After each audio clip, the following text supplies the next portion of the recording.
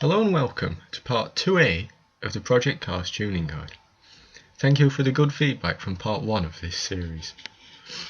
We have broken part 2 into smaller videos so you can easily find advice on what each section of the Project C.A.R.S tuning setup menu does.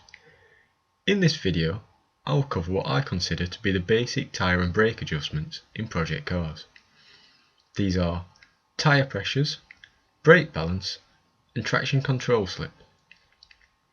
The tyre pressures can be adjusted both front to rear and left to right. An important thing to remember here is that when you drive on the track, the tyres heat up, which raises the pressures.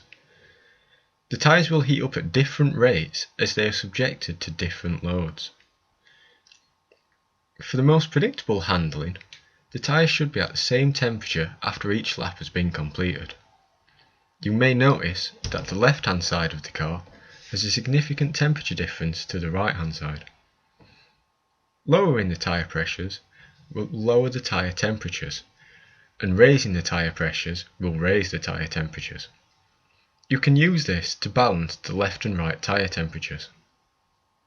The hotter the tyre is, the faster it will wear. However, colder tyres provide less grip. It is all about finding the right balance. The lower the tyre pressure, the bigger the tyre contact patch with the road.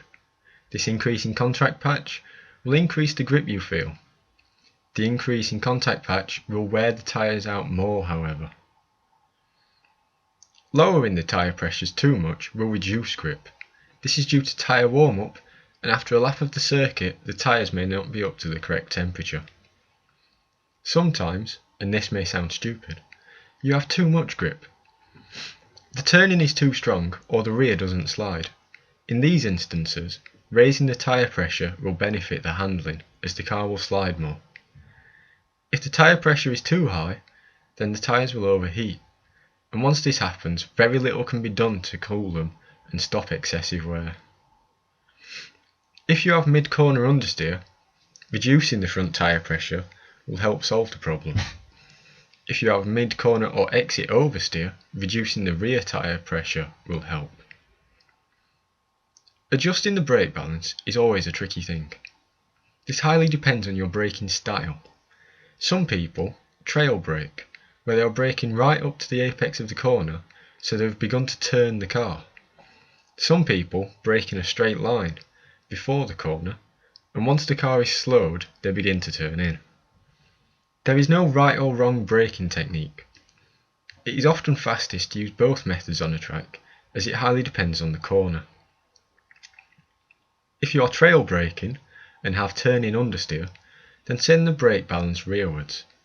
If you are trail braking and the rear begins to slide on turn-in, then send the brake balance forwards.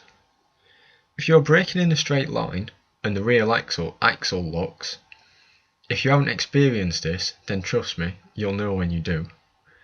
Then move the brake balance forwards. If you are braking in a straight line and the front tyres lock, causing you to go straight into the gravel, send the brake balance rearwards. You'll often find the brake balance is good for one corner but horrible for the next. You can map the brake balance to buttons, allowing you to adjust it while on the track. I'd advise this, as you can adjust the brake balance in increments of 1 all the way from 100% front to 100% rear.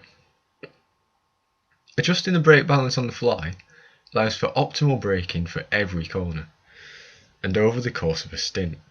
As the tyres wear, the front and rear will begin to wear at different rates normally. You can help stop this by having more brake balance on the least worn tyres. Also, as the tyre wears, the more likely it will lock. So if you're running at a brake balance of 73%, you may find at the middle of your stint the fronts begin to lock. To allow you to stay out longer before pitting, you can adjust the brake balance rearwards on the track. The final basic adjustment in the tyres and brakes is the traction control slip. Reducing this value will have the traction control intervene sooner, as it will allow less wheel spin before activating. Increasing the traction control slip will let the car have more wheel spin before the traction control activates. On corner exit, you may apply the power only for traction control to kick in reducing your exit speed. If this happens, then increase the traction control slip. Alternatively, on corner exit, you may apply the power for the rears to light up and you begin to slide. If this happens, then decrease the traction control slip to allow traction control to stop the wheel spin. Generally, the tighter the corner, the more likely the rears will spin. So if you have many slow speed bends, such as at Brands Hatch, a lower traction control slip would be advised than say at Road America. This is down to preference. Some people like to have a car sliding out of a corner. Some people can't handle the car sliding when exiting a corner. That concludes the basic time and brake adjustments in Project C.A.R.S. Thank you for watching the video. If you found this video useful, then please like the video and subscribe. If you have any suggestions on how to improve the videos, then please leave a comment down below.